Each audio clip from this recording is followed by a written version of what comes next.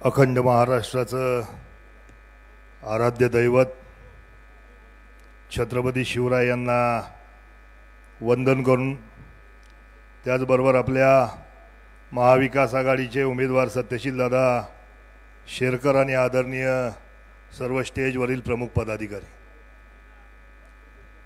खरं तर यायला थोडा उशीर झालाय दादा, पण भर नक्की काढून घेऊ आपण। काही अडचणी होत्या, काही अडचणी आहेत, अर्थात त्या माझ्या स्वार्थाच्या किंवा माझ्या व्यक्तिगत आयुष्याच्या अडचणी नाहीत। सर्वसामान्य लोकांसाठी जे काही केलंय, ज्या ज्या लोकांनी मला काही मदत केली, मग त्या सगळ्यांनाच कन्व्हिन्स करणं, त्यांना सगळ्यांना समजून सांगणं, आणि त्याच्यानंतर खरं तर आज सकाळी बाजीराव शेठ स्वतः घरी आल्यानंतर, बाजीराव शेठ डांगर त्यांनी खरं तर निरोप घेऊन आले। बाबा परदेशी असतील, माऊली शेठ असतील, खरं तर सगळ्यांबरोबर चर्चा करून आज पवार साहेबांच्या सभेला जायचं असं ठरवलं, आणि त्या निमित्ताने खरं तर इथं आपण सगळेजण, आम्ही सगळेजण उपस्थित आहोत।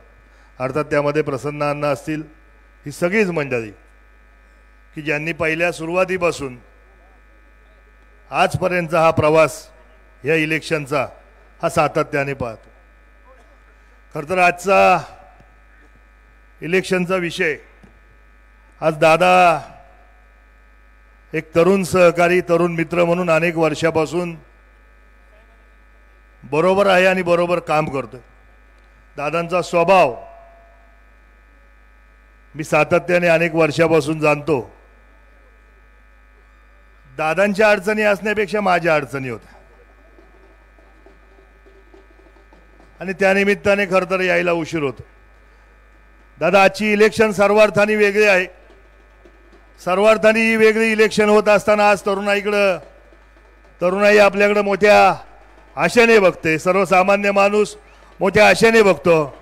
विनंती आपल्याला सगळ्यांच्या माध्यमातून एवढीच आहे, आमच्या पक्षाच्या माध्यमातून एवढीच आहे, तुम्ही काही वेगळं कधी मानलं नाही आम्हाला, परंतु इथून पुढेही तो जो पक्षाच्या संदर्भातला आमचा विषय आहे तो मात्र आपण सिरियसली घेऊन, आमचे सगळे पदाधिकारी असतील ते तुमच्यावर काम करायला आजही आहे, मीच यायला उशीर झाला, परंतु ही सगळ्या मंडळींच्या माध्यमातून विनंती आपल्याला एवढीच आहे दादा, की आम्ही सगळे पदाधिकारी शिवसेनेचे सर्वसामान्य नागरिक केंद्रबिंदू मानून आजपर्यंत काम करत आलो, आणि आपल्याकडून सुद्धा एवढीच अपेक्षा आहे जी मागच्या पंचवार्षिक मध्ये जो आमदार होता त्याच्याकडून ती झाली नाही, की सर्वसामान्य माणूस केंद्रबिंदू मानून तुमच्याकडे सहज तुम्ही उपलब्ध व्हावेत, सहज त्यांच्यामध्ये मिसळावे, आणि सहज त्या गोष्टींचं, त्यांच्या समस्यांचं निराकरण व्हावं, हा एवढी एकच विनंती या स्टेजच्या माध्यमातून तुमच्याकडे मी करतो।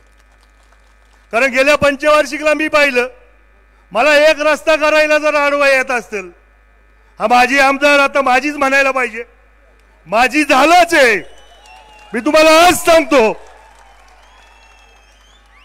एका रस्त्यासाठी या माणसाने आम्हाला 10 वेळा हेलपाटे मारावे लागले, 2 केस एखाद्या गोष्टीसाठी माझ्या अंगावर घ्यावे लागल्या।